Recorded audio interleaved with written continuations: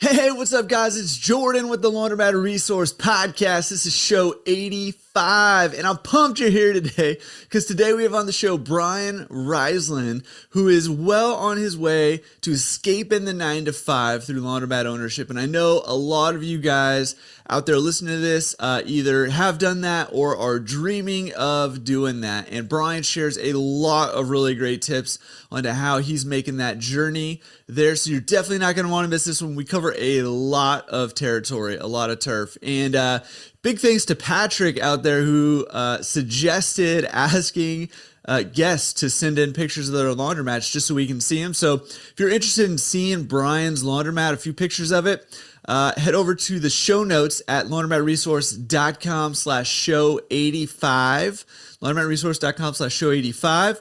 And you can check out some photos of his laundromat over there. That link, that show notes link, will have the links to everything that we talk about in this show also. And if you're on YouTube, the links to everything will be down in the description, but the photos of his laundromat will be at the show notes page, laundromatresource.com/show 85. All right. I don't want to take up too much time. Big welcome to all the new members out there, both pro and free members. Pro members, hopefully you guys are enjoying all of those tools, the analysis calculator, and all the other perks over there on the Pro Member Hub. To all of you free members out there, welcome to the community. Make sure you're getting joining in on the community, being a part of it. Get in there on the forums and interact, ask a question, answer a question, start conversations, jump in on conversations over there, and just use that as a tool for growth. And then make sure you're also jumping into the member resources and using those tools to help you get your laundromat. All right. Let's jump into it with Brian, and then I'll see you again on the back end to close this thing out. Brian, how are you doing? Thanks for coming on the show. Thanks for having me. Doing good. Doing very good here in the great Pacific Northwest. Oh, man. Is it raining? Because I just feel like it's always raining there. That's what we tell everybody. So as far as you know, it is. If it isn't now, it will be soon. So it's that time of year. Yeah. I feel like maybe you guys are keeping some secrets from us because you want to keep us out. Is that the problem? Is you California, you've sent too many people up here. So now the word is getting back. So we just try to keep pulling the wool over people's eyes for a little while. Yeah. You know what? Don't feel special though. We send people everywhere because it's kind of a nightmare to live around here sometimes. Yeah, awesome. Well, it's like 80 degrees here today and I'm kind of sweating a little bit, and I was stuck in traffic on the freeway. I got caught in one of those, the traffic breaks where the CHP guy goes, the police off highway patrol goes back and forth, slows everybody down. Yeah. So it's been an interesting day already over here. Well, hey, I am super excited to have you on the podcast. Can't wait to hear, your journey, your experience in this industry. So why don't you start off by telling us a little bit about who you are, and then let's go into how you got into this industry. Yeah. So I'm born and bred Pacific Northwest guy. Lived up in the Seattle area my whole entire life. After college, I found my way into a job at Microsoft in inbound call center, like way back when there was floppy disks and things like that. But I finagled my way around that company for about 25 years, always on the sales and marketing side. And then kind of right before COVID, it was time to leave. And I went on a little journey of figuring out what was next for me. And a lot of things, just kind of where I was in my life, wanting to have more control over the link between my work and the outcomes, which, there can be some distance in that in a large company. And so I decided that entrepreneurship was the route for me. And I looked at a handful of things, ended up through one of the outplacement services being connected with a guy, kind of an entrepreneur coach, who was more focused on the franchise side, looked at a number of franchises in different industries. Ultimately decided that that route wasn't right for me, but through all that and through a real estate podcast I'd heard probably like a year earlier, it's like, oh, laundromats are a good business. So I really proved it out to myself that it was a good business. And I decided that was the route that I was going to go down. So I went down that route, and I'm about six months in, maybe 7 now, since opening my first store. Holy cow. All right. I mean, there's a lot in there that I want to ask you about. I'm like, wait, stop. Okay. So are you working at your job now, or did you go full bore into the laundromat thing? So it's like 50-50 right now. I do consulting for right now for this cool insole company that I work with that does 3D printable insoles based on pictures you take of your feet with your phone. So that takes about half my time, and then the laundromat takes about another half my time. Hopefully, like with the goal is to keep getting better at this stuff, where the laundromat is down to probably about a quarter of that time. Just a lot of it, not even so I can free up more time for the other work, but just so I need to free up time for like expanding. Like I want to grow this thing, and right now, and I don't think it's a bad decision, but right now, none of my thought process is going on to store number 2. It's like how do we grow and make the most out of store number 1? But I gotta advance that past that point someday, because I mean, with what you hear from folks about machines getting delivered and anything, like if I put that on my radar within the next 2 years, right? Like with lease negotiations, construction, machines, like all of a sudden that deadline seems a little bit closer. So yeah, that's what's on my mind and where I'm spending my time right now. Yeah. Well, and I think it's smart to figure out the formula for one store before you move on to 2, something that I did not do. I just went straight to 2. So, just kept learning lessons along the way. But seriously, I mean, I think there's a lot of merit to that, because I think I've talked with a lot of people who are anxious to get that second one, that third one, and to start scaling. But I kind of like the model of, buy the one, figure out how everything works, and take your time figuring it out. Make sure you have it nailed down, because if you do it that way, then you can just knock them down like dominoes, because you already have your system, you already have your processes, and you already have your business model, and you just implement, from there. So you're not figuring out as you go, which is another way to do it, I guess. But I really like that model a lot better than my model that I took.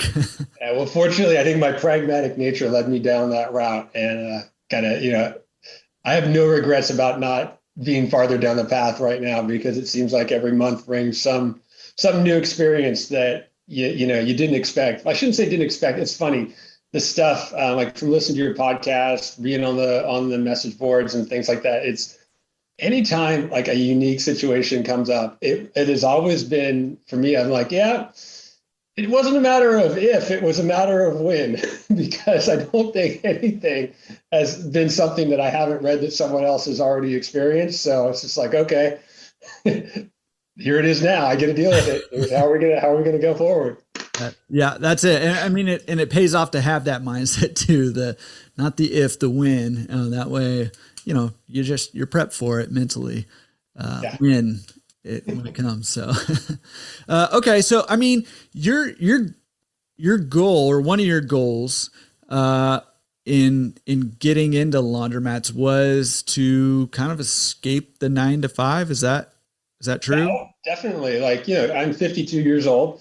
This is the second career, but this is the type of thing that if I set it up right, it will run me through retirement, right? And that's kind of like when you talk about setting a process and stuff, like that's from the start. Like I don't want to design this around me for the long term. I want to design it to be an asset for the family. And so yeah, it is definitely the more I can get away the 9 to 5. I mean, who knows? Like, I guess it's weird to say, right? Like my life right now is kind of 9 to 9 every day, or 7:30, whatever time of the week. But I don't regret it, because I, more often than not, is spent making the decisions about what I'm doing at each part of the day and when, and not, don't have to feel guilty that there's a conference call or the pull from another meeting, or I could be just doing more if I only spent more time on this thing, because like I'm directing my attention to the priorities of my life. So it's fun.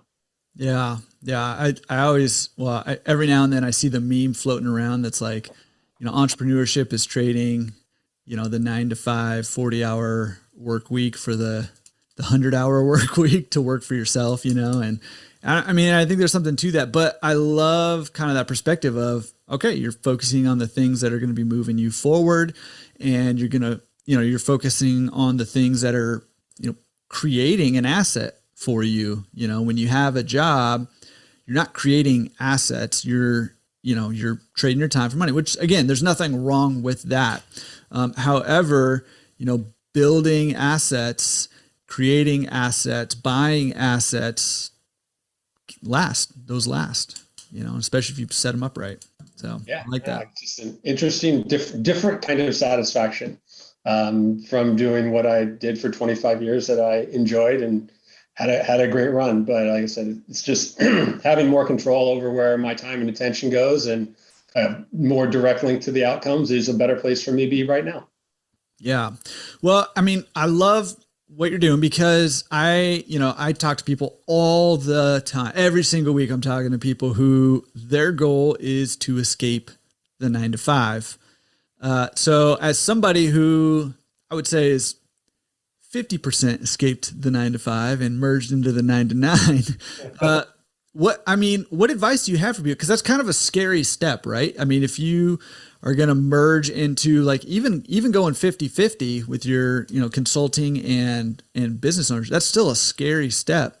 Do you have any advice for people who are wanting to escape the 9-to-5?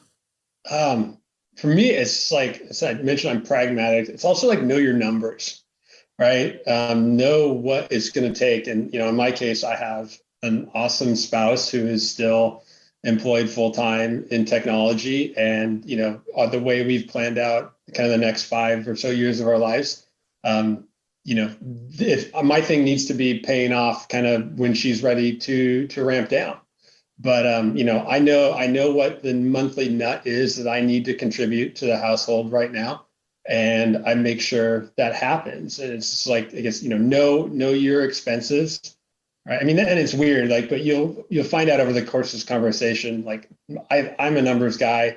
I love rows and columns. I will do everything in Excel, if at all possible, on that side of the equations. But once I knew what it would take from the numbers, then it was easier to cut the cord and also figure out, where I could find, that other 20 hours a week in doing that stuff. So I don't know. So great spouse, totally supportive, looking at this in the long term. And I knew the numbers. And then it's just like, you just got to go do at some point. And I think we're all fortunate right now in the way the labor market is. I mean, it's probably hard to make the comparison with the laundromat because the capital that we invest up front kind of makes it hard to go back. But it's just like the jobs are going to be there if you figure out that is the right place for you to be. So I think it's probably a less risky proposition even than it was 18 months ago or so, because it's just, people are getting more empowered over their work, where they do it, how they do it, all that kind of stuff. And I think that just plays in your favor if you realize, you made the wrong call. Figure out how to exit and go back to that if that's better for you. Yeah. Yeah. I think that's really good advice, in terms of knowing the numbers. Understand. I'm cracking up that you're all about the spreadsheets. Maybe we should work together or something and we could tag team it somehow. But, but it's true. Like the numbers will help you make decisions, right? Like I had a whole episode about how using data helps you make good business decisions, right? And it's true when you're buying, it's true after you have bought, and it's true when you're scaling. The numbers will help you decide if it's the right move for you. Now, sometimes it's not a crystal clear picture, and you got to take that leap. That's where you start, you go and do, right? Like you said. But, decisions made based on numbers, as long as they are realistic and accurate numbers, are generally better. For me, when I bought my first laundromat, I thought I was making my decision based on numbers. However, the numbers were just unrealistic. So yeah, it doesn't help you. Yeah, cool. Okay, so you have started this journey of escaping the 9 to 5, and what you said you own for about 6 months now. What talk to us about this journey? So you listened to a podcast that said, "Hey, check out laundromats." So a year later, you checked out laundromats. What was it about laundromats that made you enjoy, or like say, "Okay, I'm going to go down this path a little bit," as opposed to like the franchises that you'd looked into? Yeah, it's funny because I started down the reason why this whole laundromat thing came to the front of my head, because after I discarded a few of the franchise options, the guy, the coach, he makes part of his money selling franchises essentially. He brought up laundromats. And I was like, that just brought it right back up to the front. I was like, I'd even forgotten about it. And it really is just, when you find the right combination of your location and things like that, right? They're incredible businesses. And then if you just kind of start looking at the cash on cash and things like that, you're like, not necessarily even a bad place to put my money. So I just decided that I could make a go of it, and poked around the area and didn't see anything like I had heard people talking about on the podcast and stuff like that, with a great customer experience. So like, I just, it just felt like the right place to go. And so then I just decided I'm going to do it. So how long ago was that when you decided, all right, this is the path I'm going? Shoot. So it might almost be about almost 2 years to the day.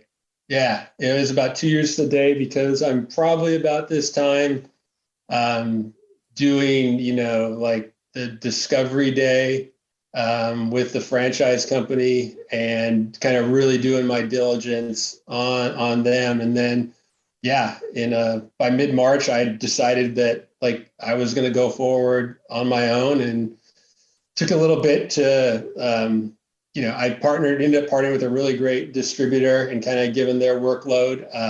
There was, I don't want to say other people ahead of me in line, they just had other stuff.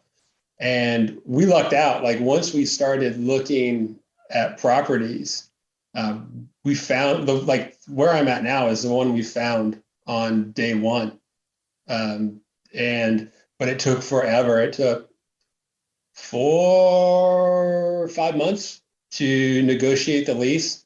And it wasn't for lack of trying on our part. I still am baffled by like this landlord who had an old empty Payless shoe store that like they weren't replying. They would take 2 weeks to reply on a simple thing. I'm like, I want to come pay rent and get in your place. But, we got there. So that, I remember signed the lease on a Halloween, started permitting in December, thought it would be a few weeks.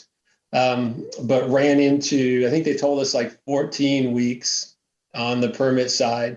It's like, oh man, really? And it just kind of turned out there was just, because of COVID, they laid off some people in the permitting department. Mm-hmm. And there was also a code change that everybody who submitted by the end of what had been 2020 got to build to the old code. So we had, a longer line with fewer people processing it.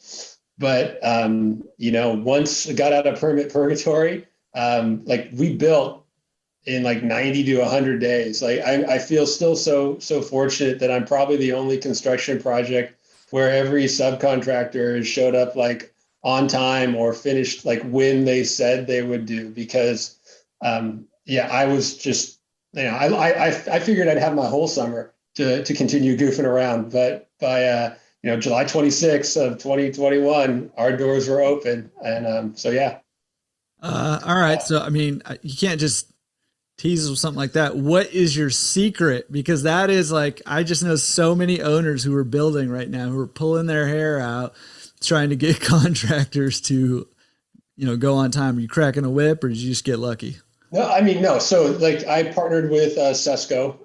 They're a distributor for Laundry Lux up here in the Seattle area. And, Rich Boyd, who retired like literally right after we opened up. I mean, he that's what he does. He built laundromats forever. He's got, his team of people that, that do the core stuff, and they know how to work with him and he knows how to work with them.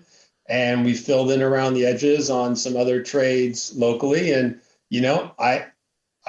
so it's definitely like the skill of Rich and his team in managing the process. But I think there's just a fair amount of luck, right? Or he built the best schedule with the most buffer in the right time. But, very rarely were we having a discussion that, someone that didn't show up or they're not showing up on a day was going to impact them being done by the time they said. So, I literally give all credit to Rich and his team for pulling that off.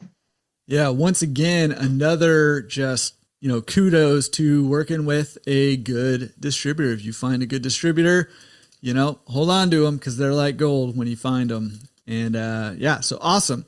Okay, so let's back it up a little bit. So you built your laundromat, right? This is not you didn't buy an existing one. So you talked about looking for locations and stuff. How did you guys find a good location? It was a great real estate broker. And we gave some really tight criteria to them. I think that helped. I had the criteria a little bit. Like what criteria were you looking for? For me, I was only going to go about 20 minutes, no more than 20 minutes from my house for the first one. And also you guys all heard the craziness going on in Seattle about that time. So I had a big no zone of I don't want to do anything in the city of Seattle, just because of how crazy the government is operating there. So, that took, it really narrows down because everything within 10 minutes was there. So we went up and we went north of Seattle, and, we wanted a 4,000 square foot store with great parking, and they showed us a few, and, this was the one, and one of two, but this was really, really the one. And kind of the great one was after that, it passed the utilities test really, really quick on it had all the electrical that we needed. Definitely had to have the gas and the water upgraded, but we were able to negotiate that into the lease, so they paid for those types of things. But and that's kind of what took that 4 or so months to negotiate the lease, was to get comfortable, right? Because, they'd never rented to a laundromat before, and we were asking them to make significant improvements. So it, just took some time for them to understand that and investigate and get their people out there and make sure it's we want to sign a lease this long with these people. But it was just, during the lease, so there was the finding, and then there was me being impatient. I must have driven these 2 strips of road just every couple of weeks, just to see if anything new had popped up that was kind of in that 4,000 square foot range. And there wasn't, and it was kind of surprising given the way the economy was and stuff at the time. But kind of finally it clicked one day as I looked at these buildings, and I realized what was in all of them, and it was marijuana shops. So they're a burgeoning business out there, and they snapped them up first. So, wasn't for lack of trying, but never found anything that was really, that would pass Rich's muster. I probably had a queue I tried to push on him, but now after having it open, some of the stuff he said, I was just I will have a hard time, on store number 2, not to find the same perfect type of situation, because I don't know that they're out there. Yeah. Okay. So, having a good location and the right sizes, obviously, and having the utilities that you need, that with that lease negotiation, I get a landlord, you're kind of jumping into a marriage with somebody who wants to sign a long-term lease, and, having to make improvements to the business. Were there other sticking factors on that lease negotiation, or was that kind of what they were?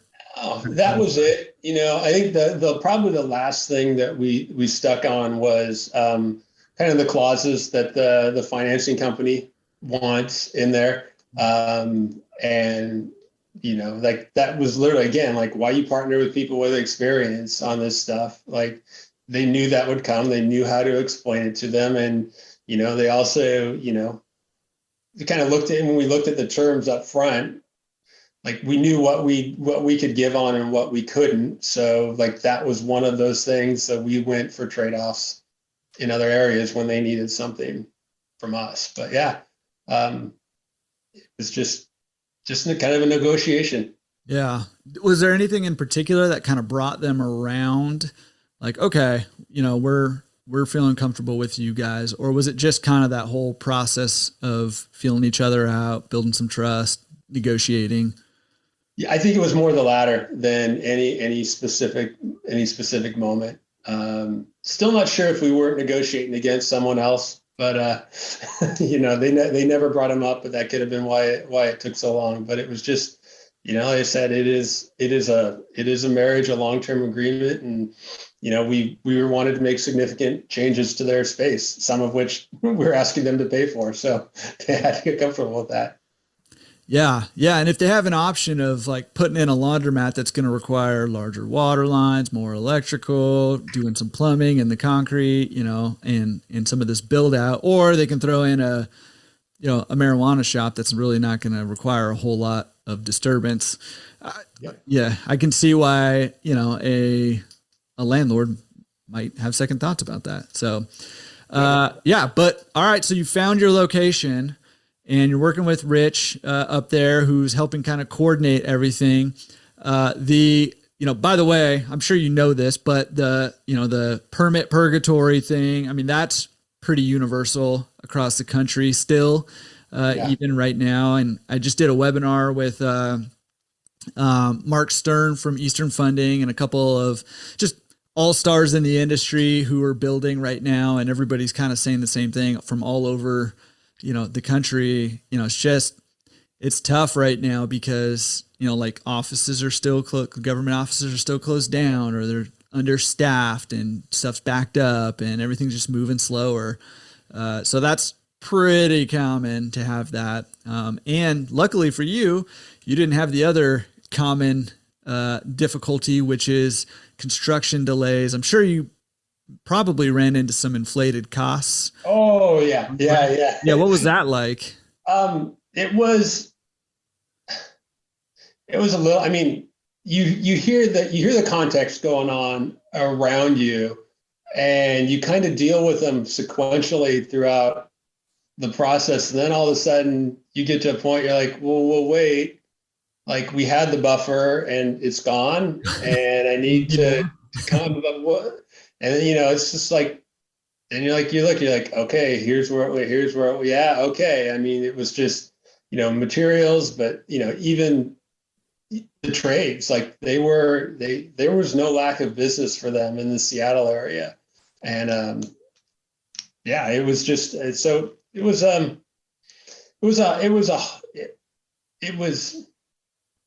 pill to swallow. Yeah. But the bigger picture was like the investment still panned out, right? It was the right money to spend. So, I think I told you, I used the rollover for business startup program to fund it from the 401k. So tapped into that a little bit more, and we did it. Yeah, it was kind of a reality, I guess. There was nothing I could do either way about it, so just kind of had to take it for what it was and figure out a solution, and we moved forward. Yeah. And I mean, that is a huge issue going on for people building right now. With, that's a spreadsheet buster, right? Like when those costs start going up and your spreadsheet numbers start looking wonky, and those, returns are going down, it can be a little bit scary, especially if you're in the middle of a project. But if the investment, again, the numbers help you decide what to do, right? If the investment still pans out, you keep going. Okay. So you brought up Rob's, which is the rollover business startup. Can we chat about that for a second? I get a lot of questions about what that is and how that works, and maybe you can shed a little bit of light on that. Nobody's not claiming you're an expert. And, if you're thinking about using this, go, talk to the proper people, an accountant or somebody who's a facilitator of the ROBs.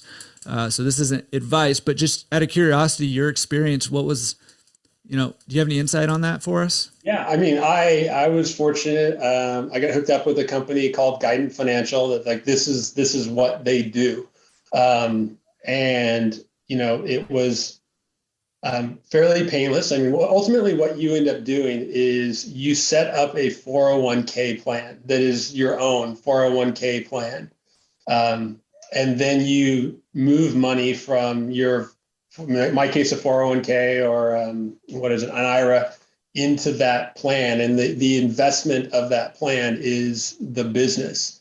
It does require you to be, I can never remember if it's an S Corp or C Corp. I always say the wrong one, but you do have to go up with a more significant corporate structure on that side. But, takes a bit of capital to do this thing. And it was a capital that I had that I could leverage, that I thought I could get a good return on and reduce the amount that we had to finance. But kind of the thing that I'm looking at, it goes back, or one of the additional benefits, like I said, you asked me when it goes, I knew my numbers, I know what we need to make the household run.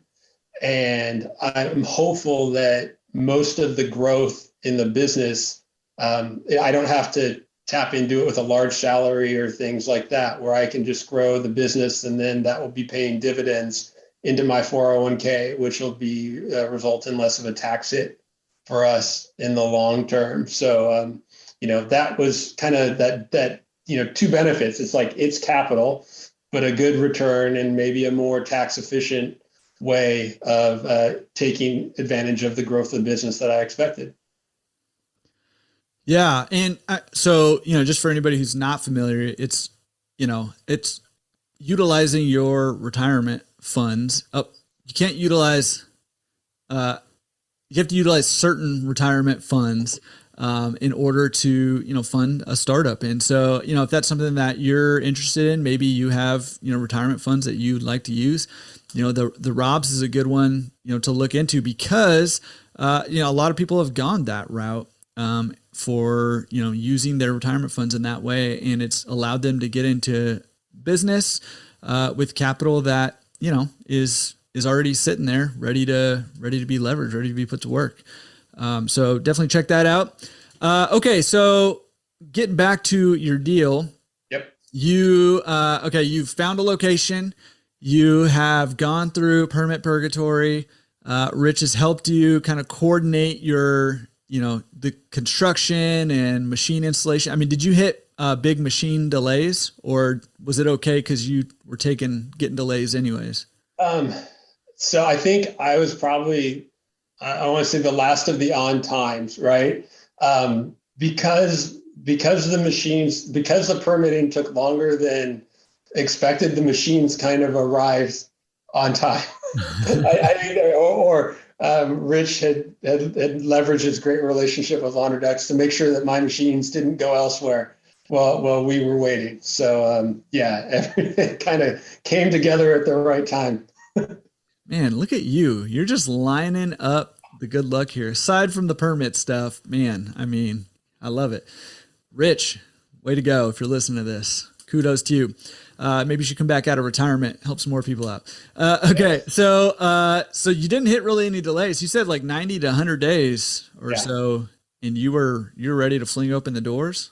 Yep. Yeah. I mean, it was crazy. It was, like I said, right up to July 26th and opened up the doors and spent most of the rest of my summer inside that building. So July 25th, day before, were you still working your regular 9 to 5, or had you already made your? No.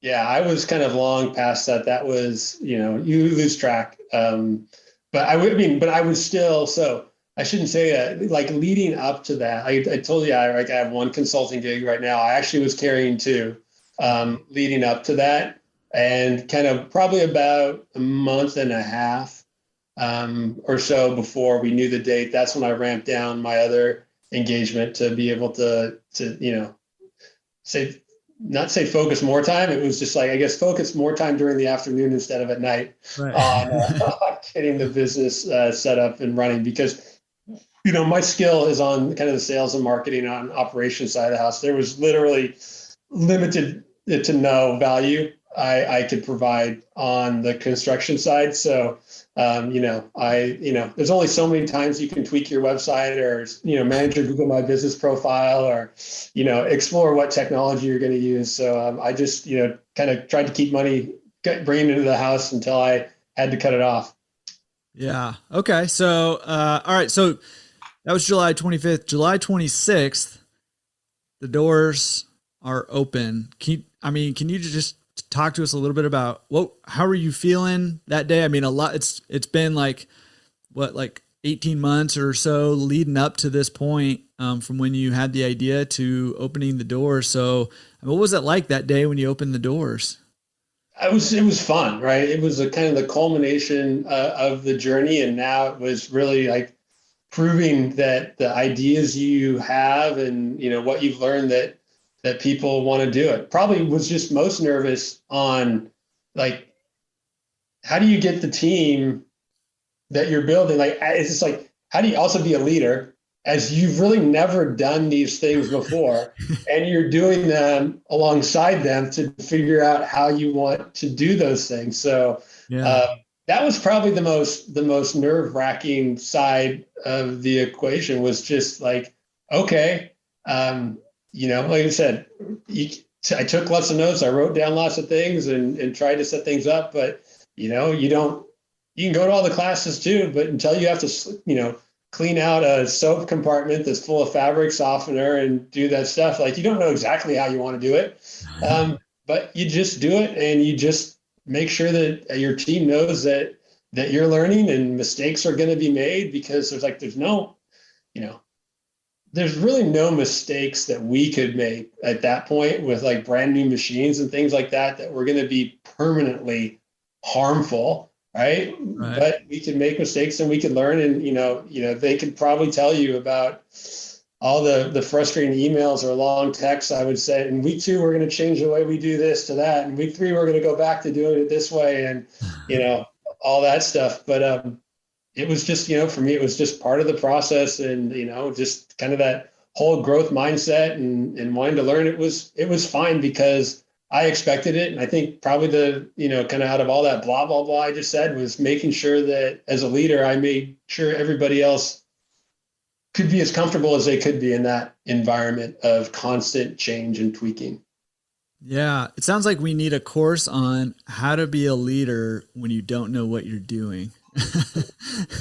Because I think a lot of people, in any business, excuse me, when you first get into business, like, you don't know what you don't know until it's like you said, like, even just the little things, like, what do you do when somebody puts powdered soap in the fabric softener thing and it clogs it up, and how do you clean that out? And, all of these little things and bigger things, too.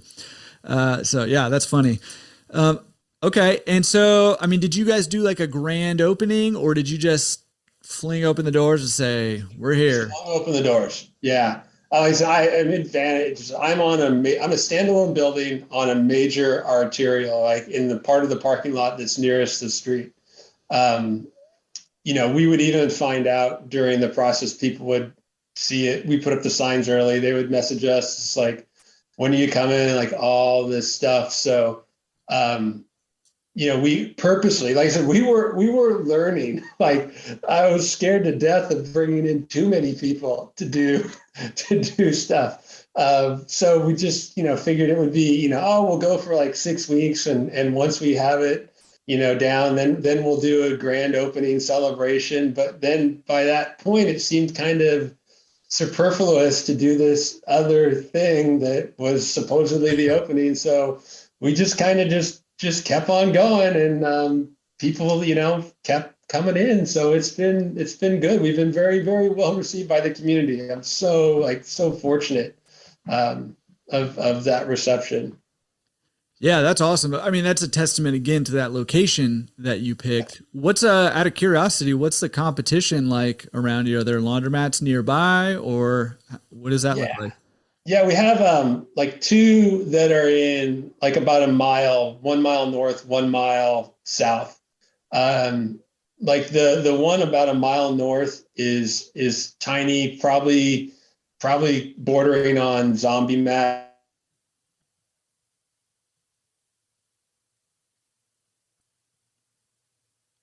Whoop. Mine is the laundromat next to the hooker motel. Um, Okay, so, pause for a second because it just broke up for a second and it was I could see you moving, but I couldn't hear okay. anything, and then it came back in right when you said laundromat next to the Hooker Hotel. Yeah, that was the customer's description. Okay. Okay. Yeah. That was really funny. Okay, go ahead. So So that one, you not know, your laundromat, a competitor one no, is the one yeah, next to the no. Hooker Hotel. Okay. There's no hotels next to our laundromat, just a grocery store and a couple other things. So, Okay. uh, so that one I don't worry. I don't think about that one too much because we don't compete on price. So that's if you're price sensitive, you might choose there. The one about a mile south for me, a little older, but definitely you know a better quality laundromat.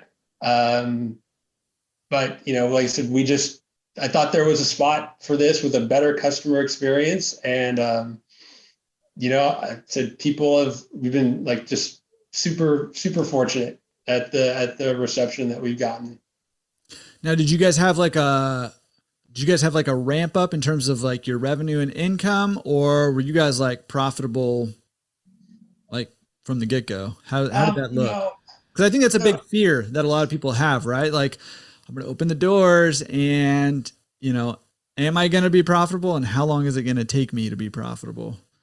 we're profitable right at the start, but definitely, we're in that territory now. We grew, so we grew in August, we grew in September, started to see the growth rate flatten in October, but that's because like when you're looking at percentages off that no base, like it's just that the curve is steeper on that one. And kind of as we hit November, I got addicted to the curve going up and to the right. So in coordination with kind of doing a little price tweak, we did a double your dollars promotion in November. Definitely kept the top line going, and then frankly in December we saw a drop, right? And part of that is we've claimed some of the revenue beforehand in November, Mhm. but it just I think people were spending their money elsewhere during Christmas time. Kind of, and then also we had a few days we lost to snow in late December and that stuff. But so that was sad. You kind of knew why, but it was like, oh my, it went down, right? But we've bounced back coming into the new year. So like I set some growth targets that were probably 3 or 4 months out, and we started hitting them in February.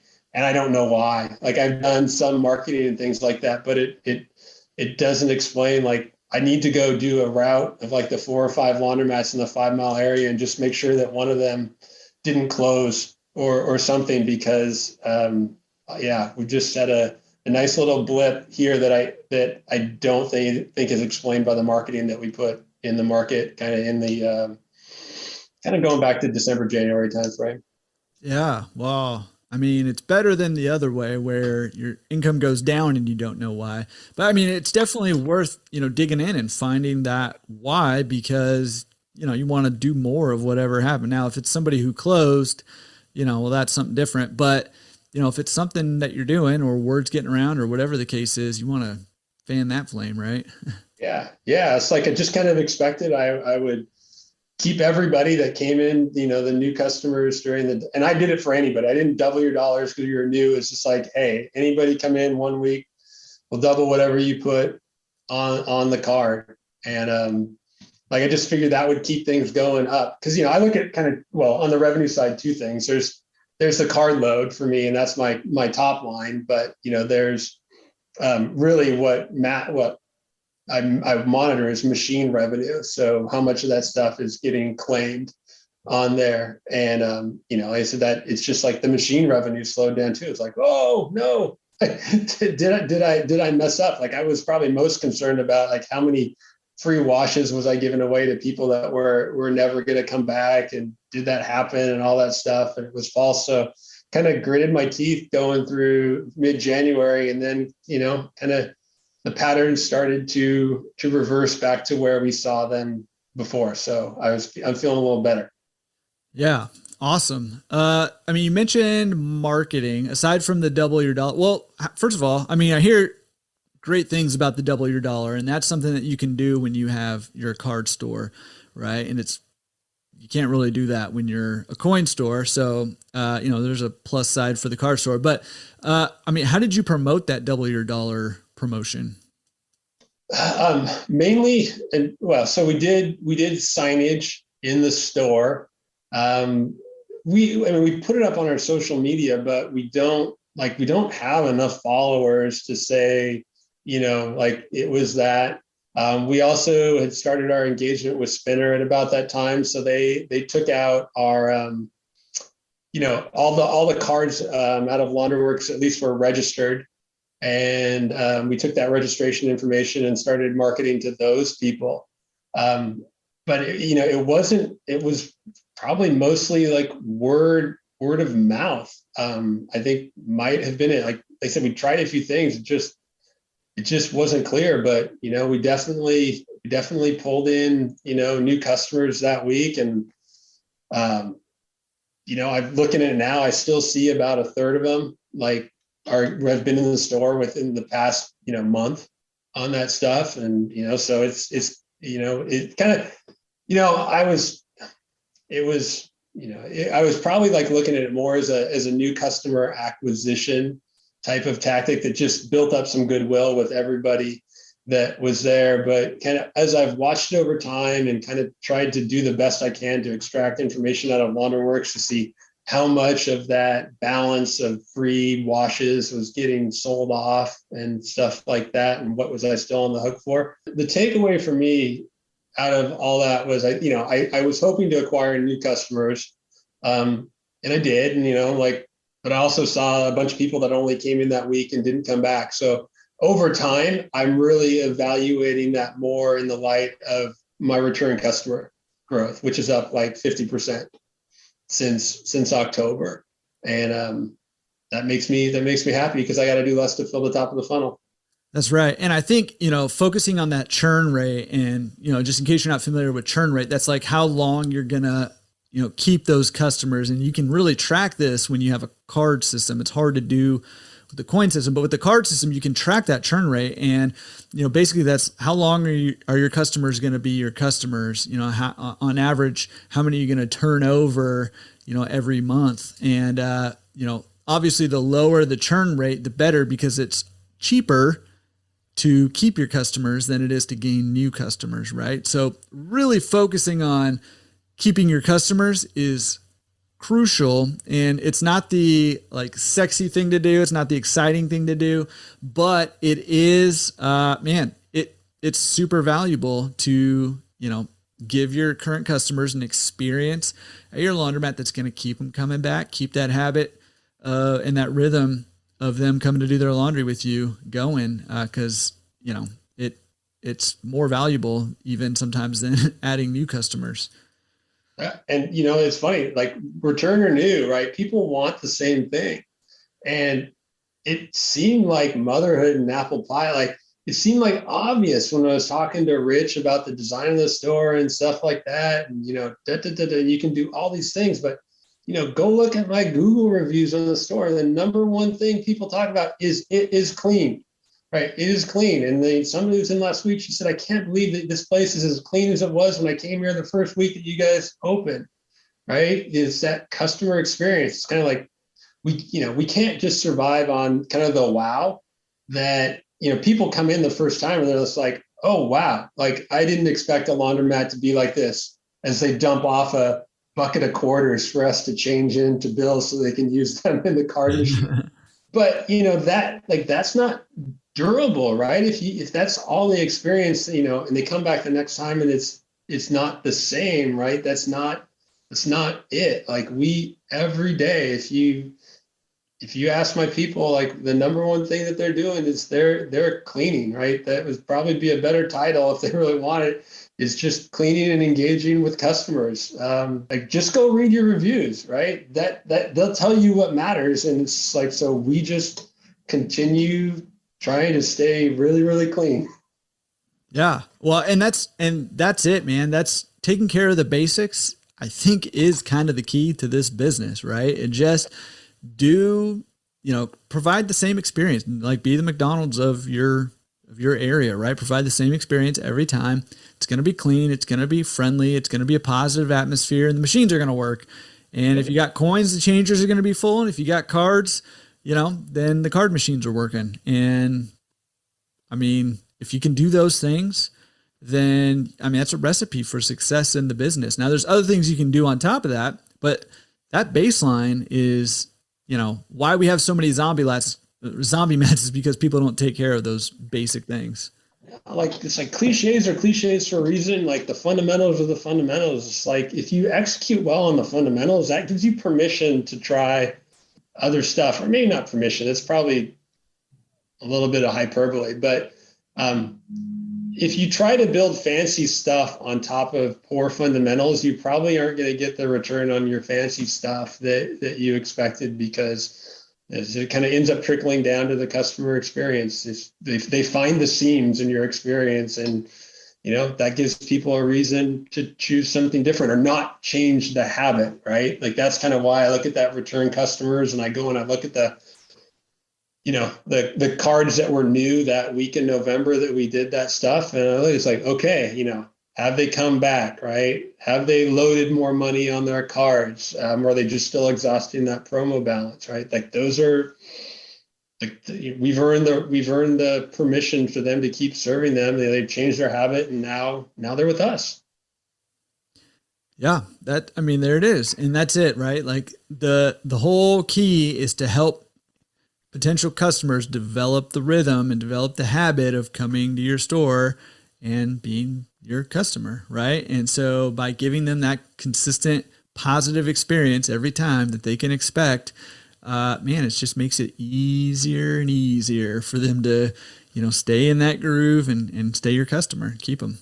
Yep. And decrease that churn rate. Exactly. All right. So far, I mean, you said you've been in, the doors have been open 6-ish months now. Yep. What's the verdict? How are you feeling about this business at this point? Are you regretting jumping ship with your 9 to 5, or are you all about this business right now? I'm all about this business. I mean, it is. They said it. They said if I think I might have been a little more rattled if I hadn't spent time kind of listening in or watching in the communities, right? Like the podcasts that you do, the Facebook groups, the message boards, those things. Because like I said, when we talked early on, that whole if versus when thing, like most everything that has come up is I'm not surprised, because someone said it's probably going to happen, or it happened to me in this way. The thing that is struggle most is kind of still dealing with, trying to keep a lean operation and being an attended store when someone can't make their shift, the impact that has on your life of rushing up to get there. Or your manager who's already put in enough hours for the week is going in to put more, and you just want to keep right by the team. So like, do I get frustrated when I have to pull an unexpected shift up there? do get frustrated, but do I regret it? No, because in some ways it still points out that there's still holes in the systems and processes that we just have to work out, right? And maybe my staffing model is wrong, and I have to figure out a better way to do that. Yeah. All right. So what's the goal here? What's the plan for you? I mean, do you have like a certain number that you want to get? Are you content with one? Are you trying to build an empire? Are you taking over the whole Pacific Northwest and then the West Coast? Or what? Ah, dude, I'm not ready to go down with you big boys in California. I have family down in that area, and we talk about maybe investing in something that they do. But I read the stories from you guys. I don't know if I'm ready to play in the major leagues down there. But no, definitely I want to get I think I want to get a couple more stores up here. That's been the plan from the start. But there's always this part of me that says, with just the outlay of capital to do this has not gotten smaller in the 2 years that I've been doing this.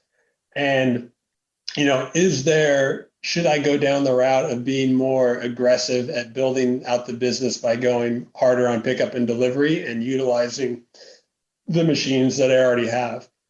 That one is a totally different animal. I love operations, but that is a highly operational business that, like, I don't know.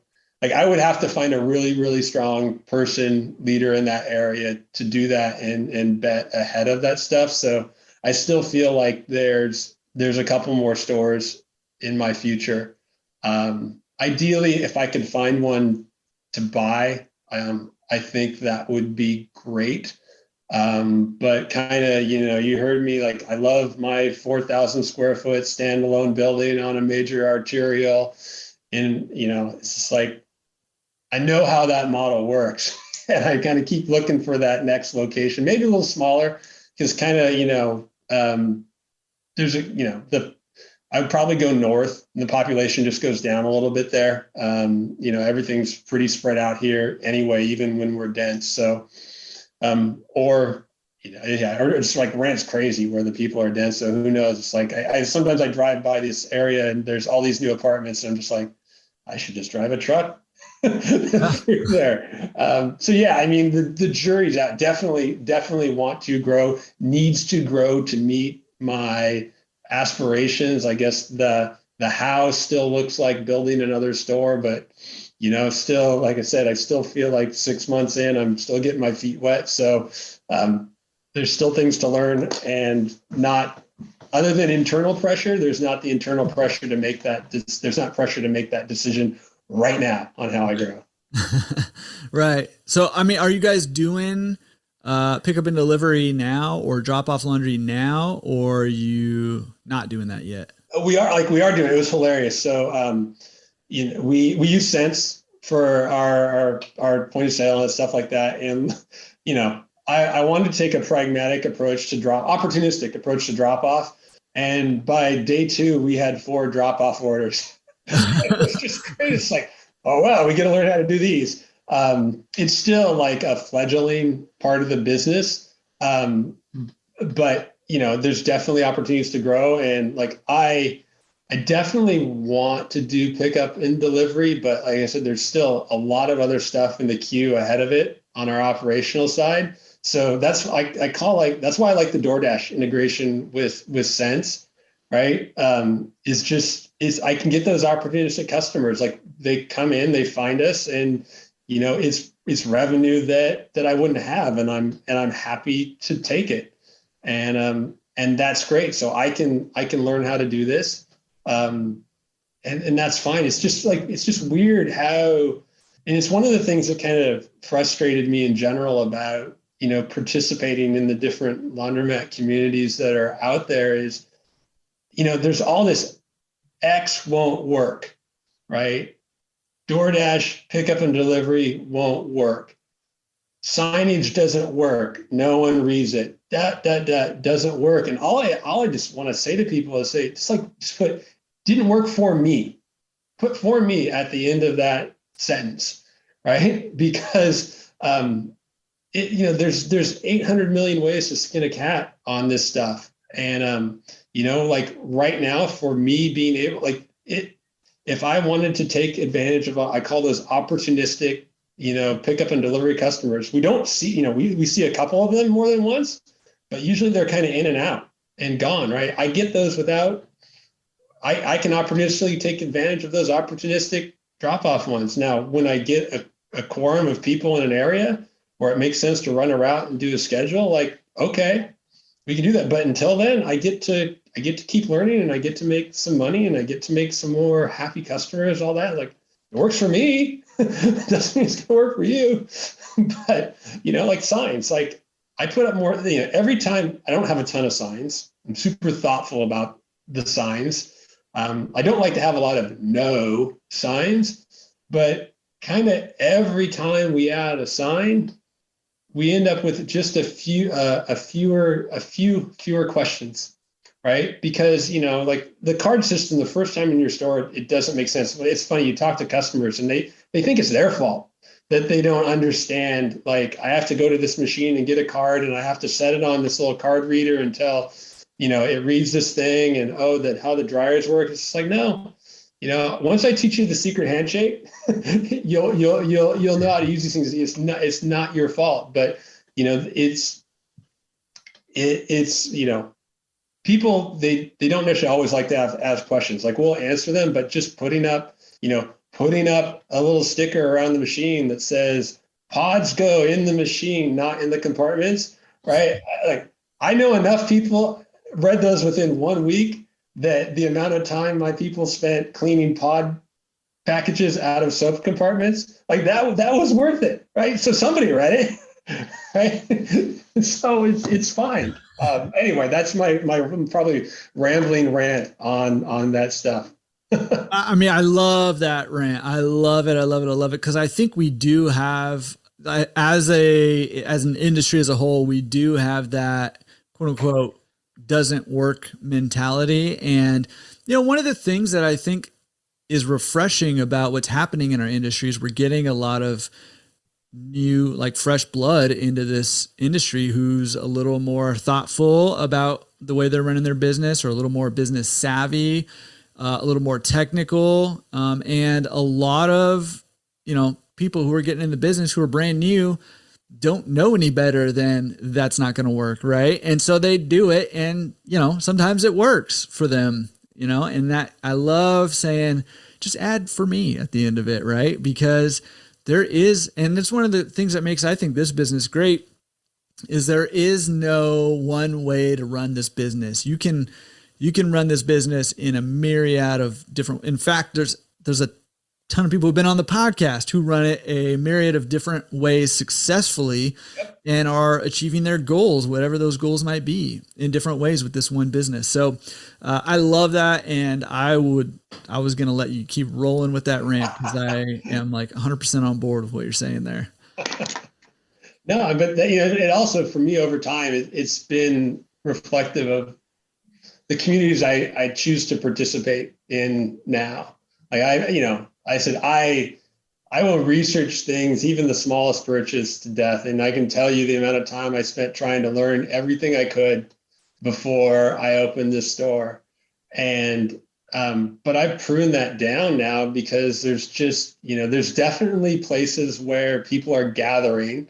And your community is one of them, of people that have that growth mindset, and by nature are trying to challenge this stuff and not accepting that. And like, those are the places that I'm going to keep participating in, because frankly, like I told someone, was like, I don't know that there's an original idea in my entire store, maybe one, right?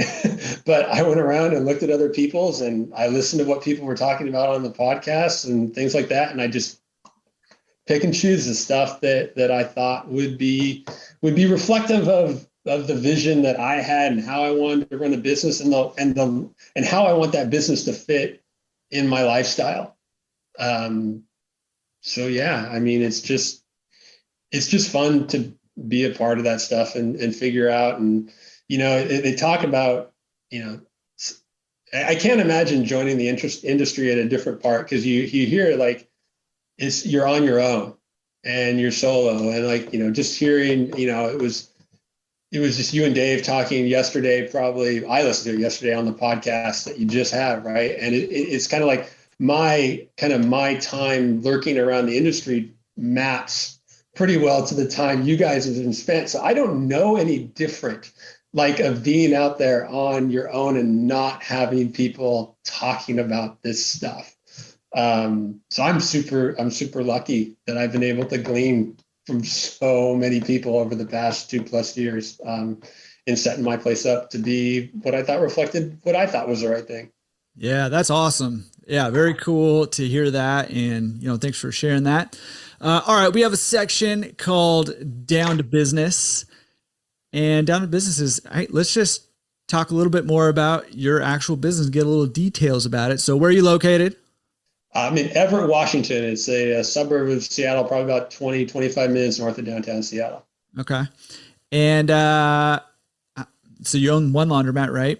One laundromat. Yep. And I'm assuming with those rigorous lease negotiations, you were not negotiating against yourself. And so you don't own the real estate with that laundromat, right?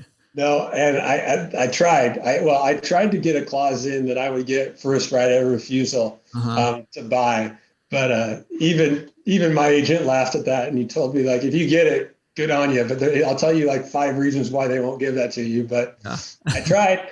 Hey, always try. And I think it would have been a hilarious bomb to drop if you would have been like, oh, no, yeah, no, I bought the real estate and I was negotiating with myself. That would have been great. Next time. All right. So you said you've been in the business for about 6 months since you've had the doors open, but you've been going through it for almost 2 years now. Yeah. Right? Yeah. I mean, it's funny. It was like when you forced me to say it, it is literally maybe in a little more than 2 years I've been around it on the journey. Yeah. Seems like yesterday. Yeah. Which is pretty cool, actually. And it is pretty fun that does coincide. Like, it's like a couple months before I started the podcast here. I think it started in May or March or May. I don't know. So it's like right around, almost exactly coinciding. So that is kind of funny. All right. So, what does it cost to do some laundry? Can you give us we don't need, all the details, but about what does it cost to do some laundry in the Pacific Northwest at your laundromat right now? I think it probably costs, well, at least the washers seem to cost a little bit more than other places. So I have 4 sizes. I've got my 2-load machines are $4.89. My 4-load machines are $8.39. 6 loads are $11.39. And my extra large, like 8 loaders, 80-pound ones, they're $14.39. And probably that's all with price increase on the horizon here in the near future as kind of, minimum wage went up. I pay ahead. I don't want to be like I'm pay ahead of that stuff, but I just lifted my people with a minimum wage increase in Washington. And then 2 out of my 3 utility providers have already landed on me their notices of utility increases on that. So yeah, so kind of just under $5 to just about under $15 for a load in the washer. And then my dryers are 45 cents for every 5-minute increment. That's awesome. I'm jealous. Yeah. It's funny. It's like, so it's weird to talk, not weird. I don't know what the right word is. So because I have new equipment, always the best substitute for weird when you're trying to be polite. It was funny is when people price shop us, we can usually get them to try it. Like once you get your stuff in the store and then you realize this place is more expensive, like they typically don't walk out, right? They at least give us a whirl.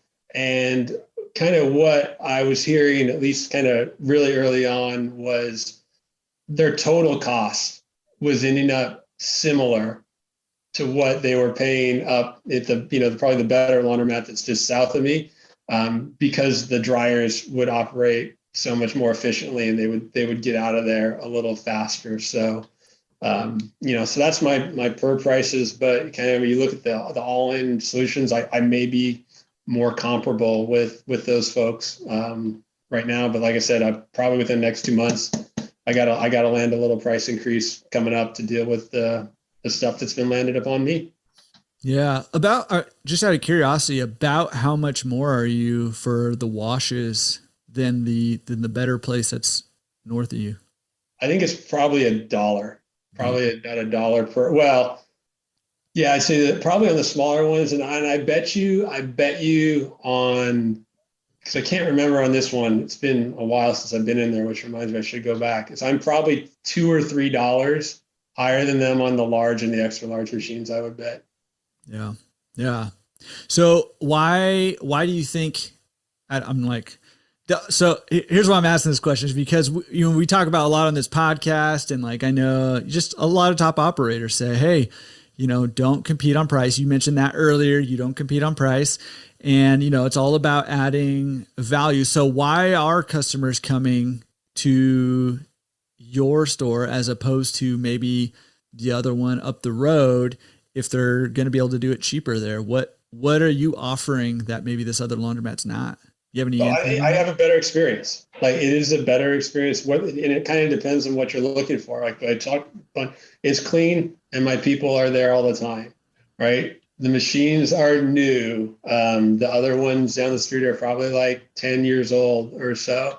Um, you know, by being new, they operate faster. People can get in and out a little bit faster. Um, I have like awesome parking. So it's easier to get in and out of the store. But the reality is we religiously focus on the customer experience.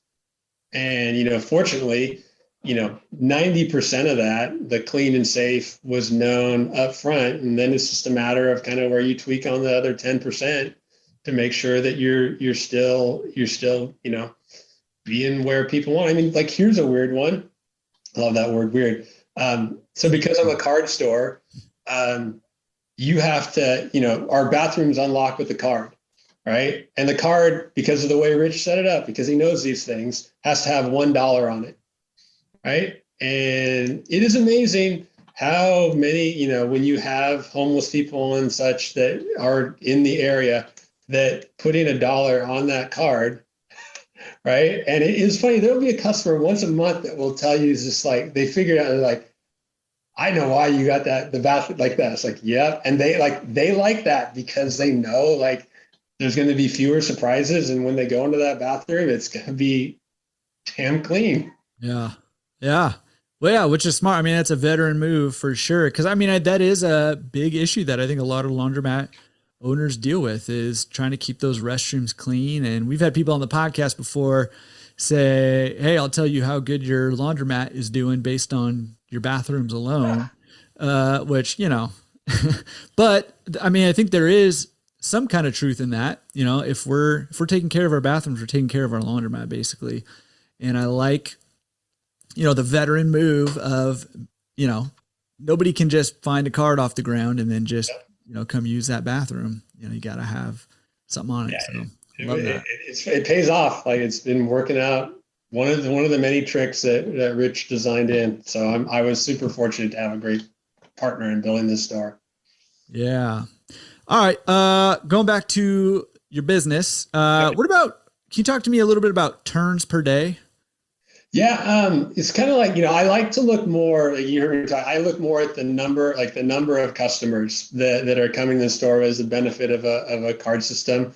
But kind of, I've been getting up in like the 3.5 range on a regular basis lately, kind of averaging over the course of the week. So, definitely was hoping to get that closer to 4. And sometimes it happens, but sometimes it doesn't. But that's fine. Like I'm just looking really, it's like, so like I look more at like the number of cards that are going through my store, the percentage of those that are known return customers, and what I either make, and I go back and forth on this, is what I make every time a card hits the store, or what my average, at least for the self-serve revenue, is for every washer cycle that runs the store. Because really, someone could come in and run 1, 2, 3 loads, but if I can look at a washer cycle, because there are the people whose dryers break down and come in,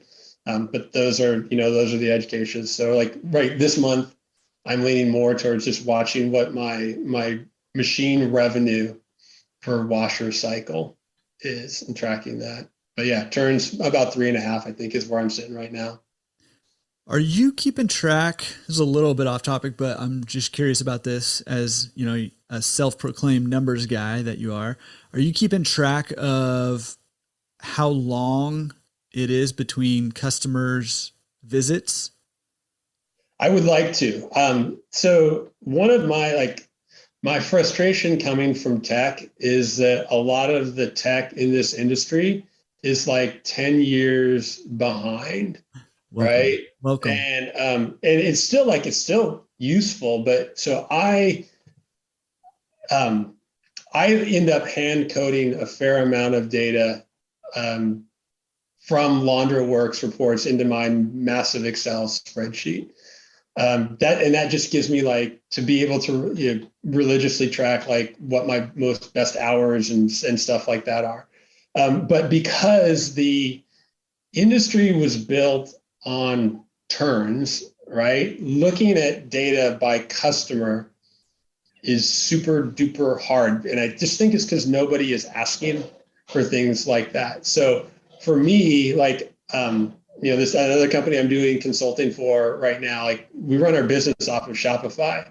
Mm-hmm. And there is a whole cottage industry of plugins and stuff for Shopify. And like one that we use is a data connector that just literally connects right into all that data. Don't care about the reports or whatnot. And then I could suck it out into a Power BI. And I think that like right now I have to do brute force to look at like, I kind of have to go customer by customer to figure out how frequently they are coming in. So I sample that stuff. Like there's definitely, at least of the customers who are spending the most, there's kind of like there's the weekly cohort and the bi-weekly cohort, and kind of then there's probably the every 4 to 6 week cohort of folks. But like you tapped into something that I would love to be able just to look at the click of a button, because also this is me being an owner who's designed his store to operate without being in the store. Like it's funny, like I went during our last team meeting and I read off, you don't have to register your card with us, but we encourage people to do so. And I went and took the top 15 names of the people who'd spent the most.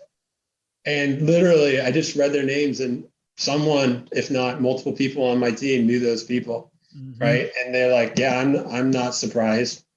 And like you say, okay, who do you think the customer is that spent the most? They're pretty damn accurate, just without even have to look at some report. But being able to look into that stuff and say, what, and then it says like, so there's the data, like, but then what can I do for those customers to encourage them, to make sure I'm not losing them elsewhere? I mean, it's like, like, hey, Costco, like I have a Costco credit card, I get my annual rebate, right? Should I have some sort of, rebate program at the end of the year? But it's just like, it's all that stuff. It's like, there's very few systems. And I don't think I really grasped what making the decision about my payments system does when I was opening that store, because, you just feel coming from a world where you're looking at customer data like all the time and having to look at it from a different perspective and back into who your top customers are.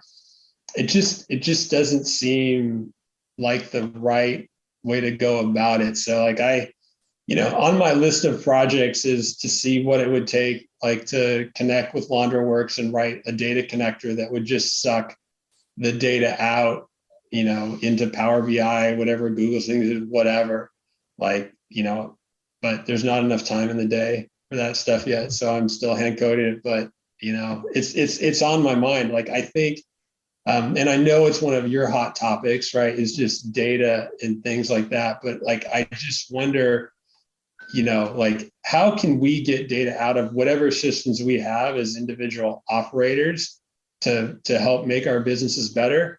But then there's like, are there ways that we can pool the data for each other's benefit to do comps and things like that? Because like coming from Microsoft and working in the Windows business forever, like I'm looking at data from IDC and Forrester and things like that, and I can learn a lot about the market. But and that's money that we paid those data firms for that, and they in turn probably incented the channel partners providing that data for them. But I kind of sit probably more in your camp right now, because that's a huge investment to go build that technology and do it. And it seems like I don't know how we would enable us to take advantage of that data in a way that maybe a manufacturer or someone could tap into that, pay for a subscription, but then all of a sudden,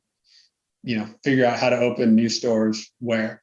But it just seems like, and maybe it's just me, like maybe everybody's fine, knowing their stuff. But I just think the ideas I have could help individual owners do more with the stuff that they get. Right. And then there's another stage is how can we do more for each other? And then there's how can we do more for the industry? I don't know. But it just, like I said, I feel like I'm not tapping into the data that I know the data points exist. There's just no way for me to get the stuff out in a way that would really allow me to really exploit it, to look at customers instead of machine runs. Yeah. And that's, okay, I have a few things to say about that. First of all, free advice for LaundryWorks, LaundryCar, hey, that's coming, whether you guys do it or not. So you guys better get on that, the customer centric. I think a big part of the reason why we've been a turns per day focus as opposed to a customer focus is because cards are still relatively new and most stores are still coin stores. And so it's really hard to track customer data in a coin store. It's still difficult to track machine data in a coin store, but it's easier than tracking customers in a coin store, right? Yep. And so that's the reason for that focus, but that is shifting, and it's going to shift fast. And I know that there's, solutions coming, for that stuff. So if whoever is supplying a card payment system out there right now, listen to that section over again and build in those capabilities, because it's coming and it's going to change the way that we run our businesses, and it's going to drive a lot of sales for the provider who provides that solution for us. The other thing that you said that is, near and dear to my heart is figuring out a way to compile that data across multiple owners so that we can all benefit from it, right? And one of my concerns in our industry right now is that there are people doing that right now.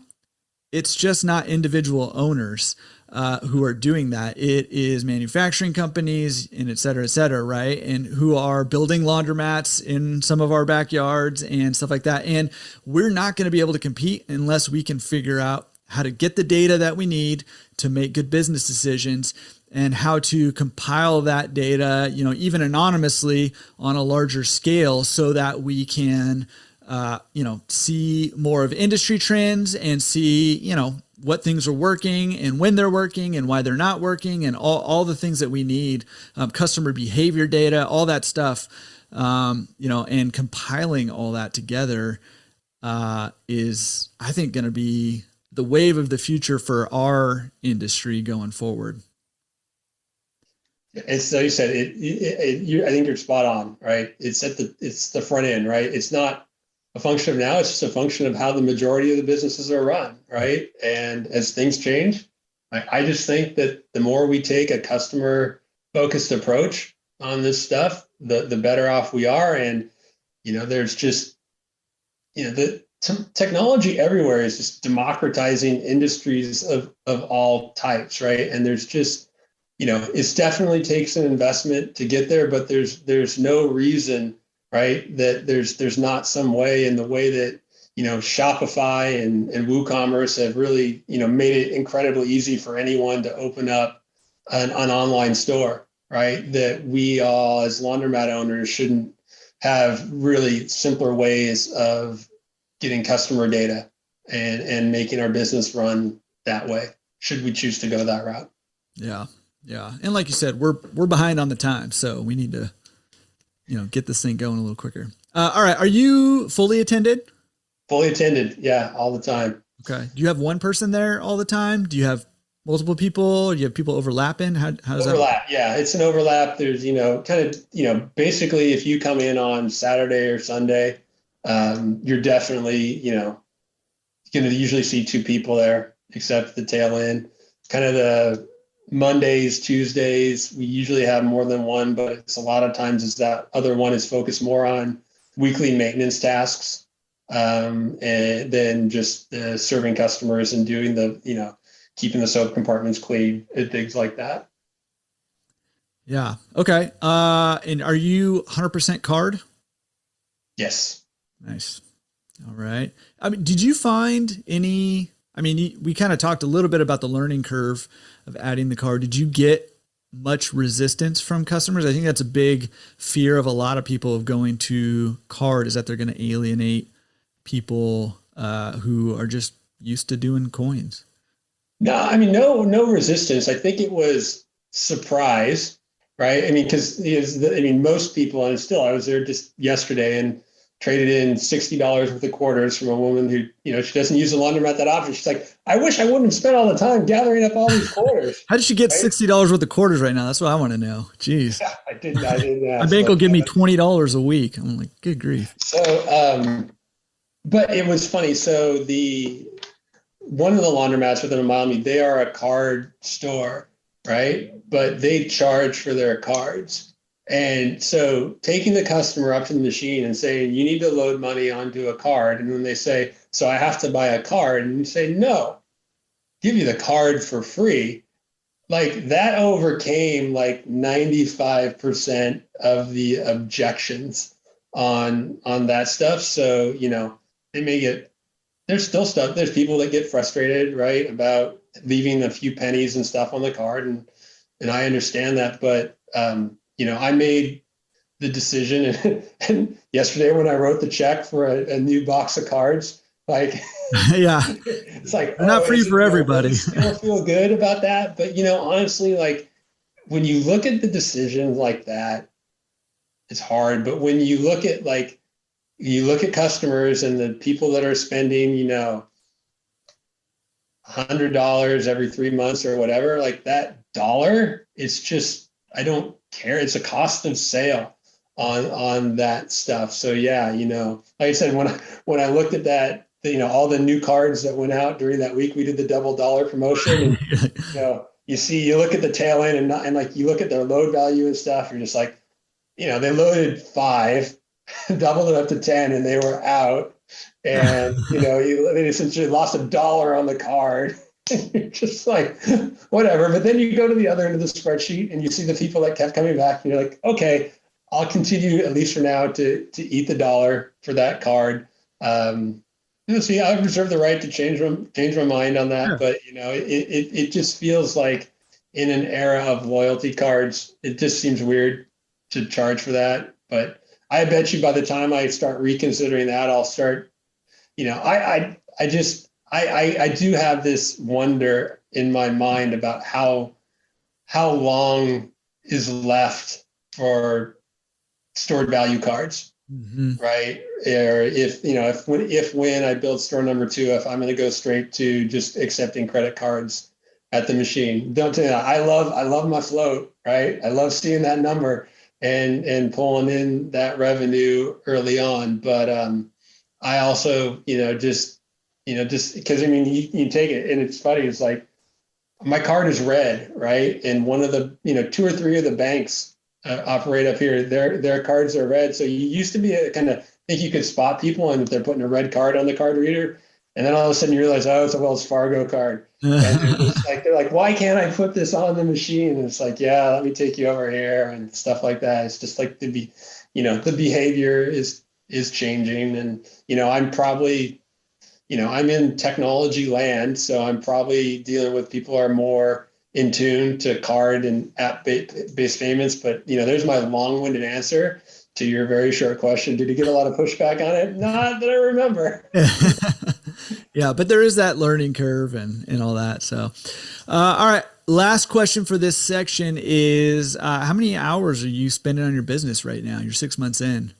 It feels like 20 to 30 a week. I try to target it like in the 15 to 20 range. And I try to focus most of that on right now on marketing and growing the business versus doing the stuff in the store. I think when things creep up, we had a stretch, between snow and people getting sick, I was definitely pulling more shifts in the store. Another thing I got to figure out is how I tackle how I offload a couple of maintenance tasks that I do up there, because that's not durable in the long term to scale, but kind of right now only comfortable with me doing them, and they don't happen often enough where you can pay where it makes sense to pay someone else to come in. So right. Yeah, but I mean, probably, my goal is to get it to probably 10 on a regular basis. But right now 15 to 20, and sometimes that spikes up when we're dealing with an issue. Yeah. Yeah. And you're still in the growth phase too. I mean, you're still kind of building that business and figuring out and, all that. So, all right. We have another section called Secret Sauce. Listen up, it's the secret sauce.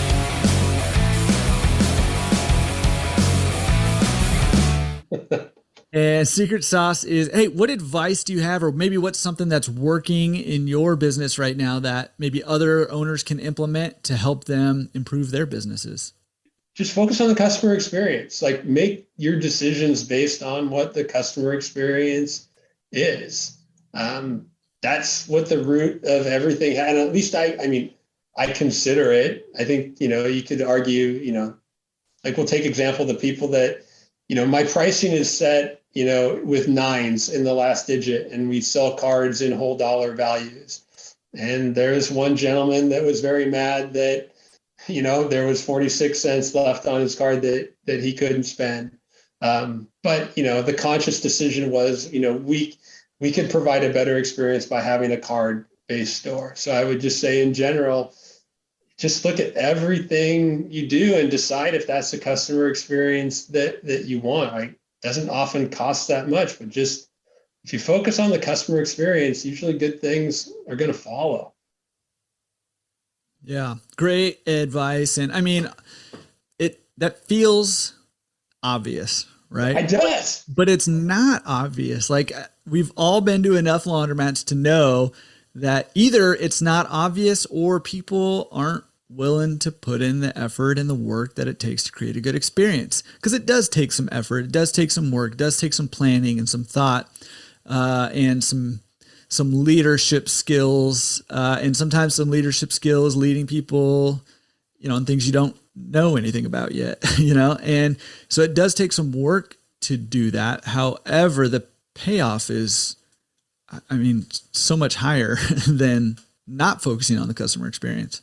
Yeah. I couldn't charge the prices I did if I didn't, that's my differentiator. That's kind of what you say warrants the incremental price and value above, right? It's just, that's fine. Yeah. That's mine. Like I said, it's simple, but kind of like a lot of stuff in this industry, it is simple, but execution is hard. Right? Sometimes it's hard to stick to your guns, and it's hard to see it through, or it's hard to deal with the hiccups that come along the way. But, it's not that the customer experience is not rocket science. There are enough companies in all sorts of industries out there right now that are differentiating themselves on customer experience that, in your immediate neighborhood, there's probably someone you can go steal an idea from today. There's your secret sauce. Go steal an idea from another company. Yes. Love leverage, it. Right? Love it. Build on it, make it better. But yeah, it's just like I said, I don't know how much original thought is in the components of my entire store, but I feel like I combined them in a way that may be a little different. Yeah, no, it's great. And just to clarify, I don't think Brian is recommending you go steal an ATM out of another store and put it in your store to have a better experience. I don't want to put words in your mouth, but those people it sounds like those people have enough folks trying to steal their ATMs. Yeah. Steal ideas, not things. Somebody should make a shirt that says that: steal ideas, not things. Maybe I'll make it. I would wear that. Okay. we're devolving here. Sorry, that's on me.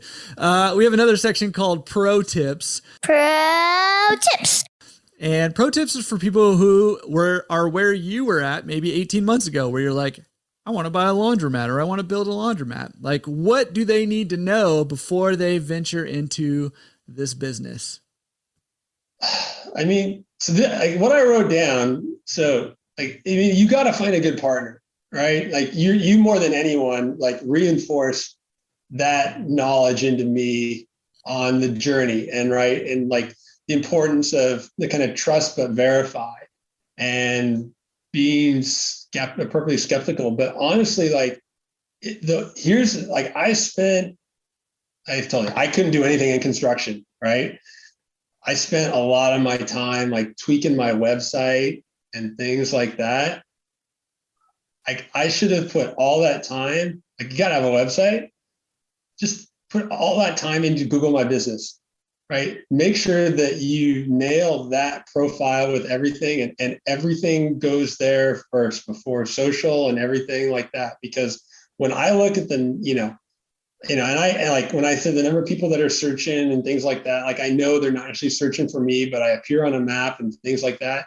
Like the first place I go right now is to make sure that I have this stuff on my Google My Business profile, because that's like the number one place that people go. And then, and then I make sure that I got my stuff correct on all the map sites, because, that's the near me side of the search equation. So if you nail that, you got to have the right information on your website and stuff like that. But I wrote way too much copy and stuff like that. And like, if you were to snapshot my website in July versus now, I've really pared it down to just the essential stuff there. But like Google My Business, make sure you nail it, because that's where people are finding it. It's the number one search engine. Like, you can do SEO, you can do SEM on your website, you can pay that stuff, but it's free and it's pretty easy to plug information in there. So just nail that first and then worry about the other stuff, online presence.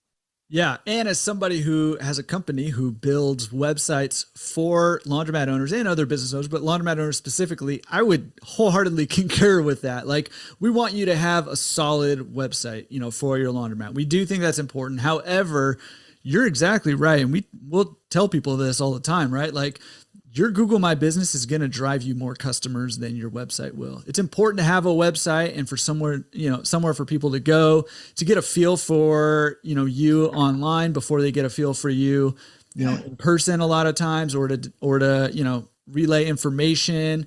And, especially if you're just a self-serve business, you just need a simple website, right? That's it. Like that's a great qualifier is, I design my business self-service first, right? To drive that. I want my full service to grow. And like, I know that when that time comes, I don't want to be perceived as speaking out of both sides of my mouth. Like, when that time comes, I'm going to have to invest in doing those things, because, finding a laundromat delivery service isn't a map search. Mm-hmm. Right. It's just different. And especially if you want, commercial customers or whatnot. So yeah, I'll get there on that other stuff. But, like you said, first time coming out, nail Google My Business for your self-serve. Absolutely. And we'll talk people out of, sometimes people want to come out of the gate gung ho with their website, and they just have a self-serve laundry and they want to go for the highest package. And we'll try to talk them out of it, because I think you need a solid one-page, scrolling laundromat that has your information, that gives people, the feel of, your laundromat and your environment, and communicate the information that people are going to be looking for. But that Google My Business account is going to drive more traffic, especially initially for a self-serve laundromat. And you're right. Once you start going into pickup and delivery, and I would argue probably even to an extent the drop-off service, then you need a little bit more sophisticated website. And that is, if you're going to make an investment in your website, either time or money, that's when you want to make a little bit bigger investment in your website, because that's where it starts to matter more when people are placing orders online through your website. Yeah. And I guess another thing is, even on like that first website, I would just tell people, make sure that the design is responsive. And like that may seem like technical, but like know that when you hear that, that means it's going to look good on someone's phone, like without you doing a whole lot of extra work. And like I was, just looking at the stats on device usage on my website, I was really surprised at the percent of it that's coming from the phone. So, again, you got to have something there, and that's something you have better be easy to consume info on people's phone, because that's where that's usually for me, it was where the majority of people were consuming my website from, which was kind of a shock. Yeah. And I don't know off the top of my head, but I think across the board on all the websites we've built for laundromat owners specifically, it's well over 80% of searches that we're seeing that are on mobile. And the reason for it, I think, is probably because nobody really sits down at their desk thinking, hey, where can I go, to a laundromat, right? They're sitting on the couch being like, oh man, I got to do some laundry. I'm smelling ripe or whatever. They're driving around like, hey, where's a laundromat near me? Because my kids are filthy, disgusting creatures, right? Another kind of segment that we have that I'm just going to throw out there, and you may not have anything for this, but do you have any resources that have helped you along this way, especially since you're kind of fresh off of this? And obviously I think Rich has been an awesome resource for you in particular. But do you have any resources that you would recommend, either business to help you with your business or to help you grow personally to be, a better business owner? So I'm just like, seriously, and it's not gratuitous. Like the community you built around Laundromat Resource, your podcast and your forums, right? Like that was, that was the first place I found you. Like, you laugh, my teenage kids. So we have a vacation cabin that's 3 hours away, right? And like literally every week I would download the podcast, and the kids are like, "Do we have to listen to another Laundromat podcast?" And so like if one was you tell them I'm offended by that. I'm just kidding. Listen, if one of them walked by right now and they heard me talking to you, they'd be like, "That's the Laundromat guy," right? So I would say like just consume. It's your podcast, Dave Menz's podcast were great. And just, your forums, obviously.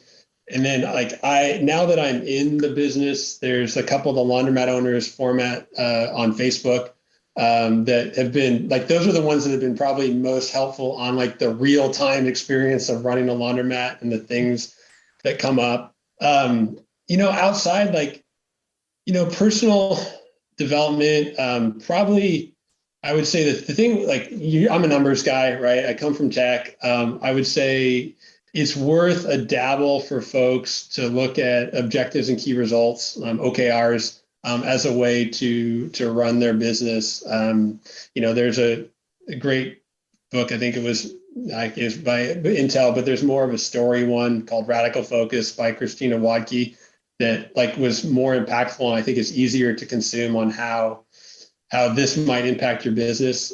Because like I said, when you have the data in this business, there's a lot of data points that you could track. And there's only a few that really matter, right? And so what are the key results and how are your activities going against that? But like the objective side of it has just helped me, like why it's really easy for me to answer your question about store number 2, right? Like that's on my list of objectives, and what are the things that I'm doing this month there. And then kind of on the mindset book, there was a book that I read early on in COVID by a guy named Trevor Moad, who unfortunately recently passed away. He's a kind of a mental skills coach. Probably most notable, at least for Seattle folks, for his work with Russell Wilson, but he did a lot of work with Alabama football, Auburn football, things like that. And the book's called It Takes What It Takes. And it's really around the mindset of neutral thinking, which I just think is super valuable because, one of the things they found in working with collegiate football players is for a lot of them, telling them to be positive wasn't credible, right? Just like, oh, you're going to be positive and everything's going to work out right? But just teaching them to not be negative was a super important step. And then when you play that out, right, your self-talk to yourself is, probably 10 times more powerful than what anyone else says to you. And like negative talk is, another multiplier. So, just not talking negatively about yourself to yourself is a huge mindset changer. And like, that's like when you kind of like that whole if, when. It's like when I deal with these situations, it's like I try not to bring judgment to them. Like there's something in front of me that you have to deal with and move forward. So like that book was super, super impactful for me. And like, I hand it out to people all the time. Good book.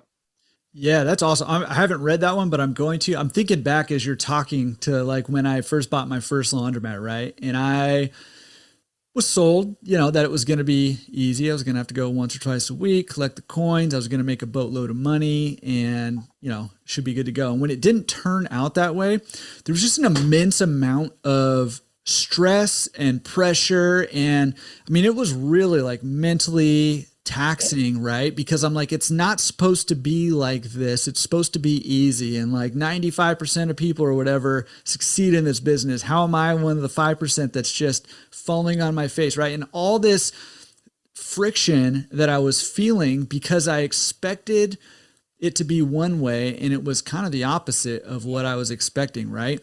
And it wasn't until, I have not read this book and I'm going to read it because I'm resonating with what you're saying about it. But it wasn't until I got to the point where I was like, okay, I need to be done with that.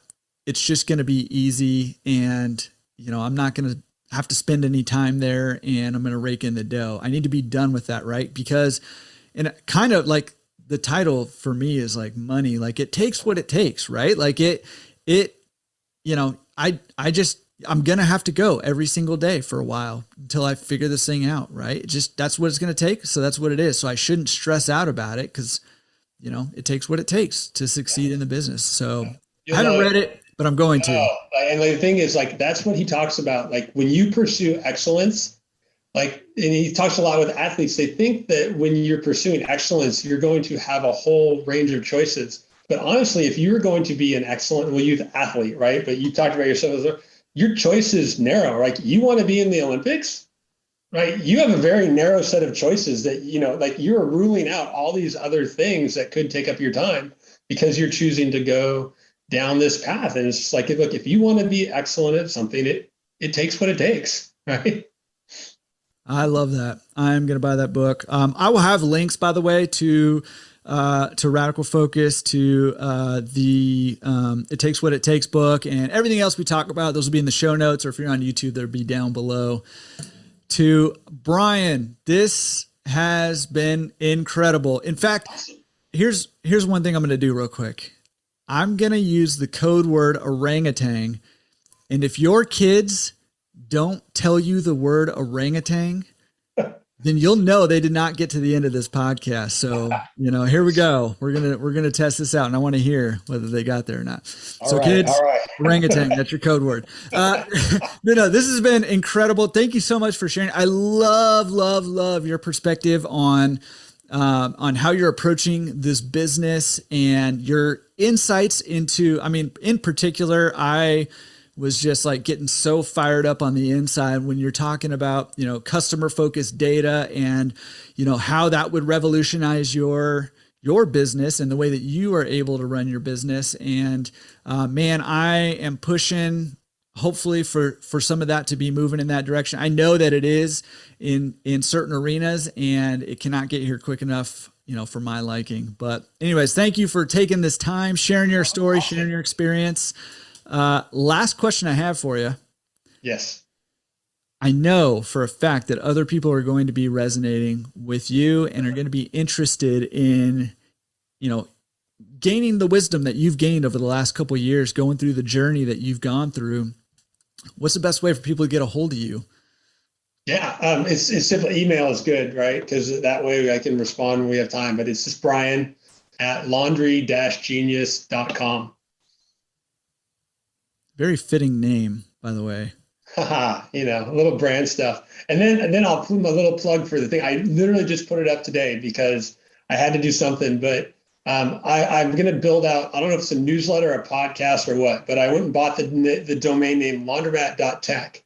Right. Yep. And here's the deal. It's like you go around the end, there's all these review sites and news sites for tech.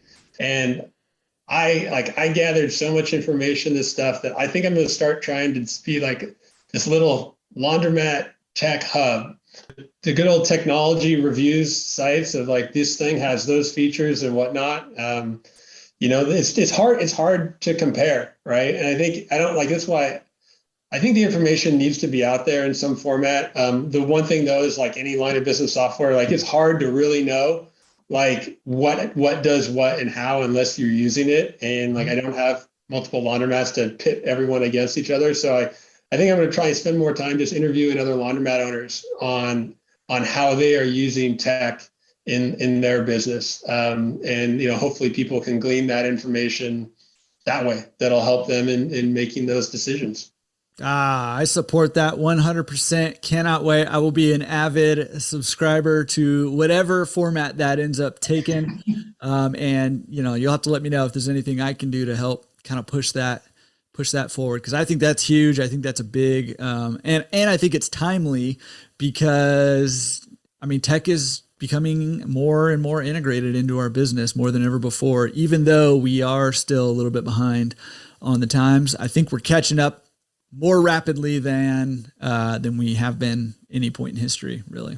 Yeah. And maybe if it feels scary to people, right? I guess I'm just fortunate. I come from that background. I spun in that world. One of my jobs at Microsoft was going out and talking to the technology reviewers from PC Magazine and things like that. So I kind of know what that is. And it's like, hopefully I can find a way to decipher that down. And if people are, if their barrier is not knowing enough about it, right, is just, helping them be a little more comfortable with making that leap, if that is there, because there's a lot of words that get thrown around, and there's stuff that happens under the hood, like, making decisions on, is something wireless? Like, are you using Bluetooth peripherals versus wired in peripherals?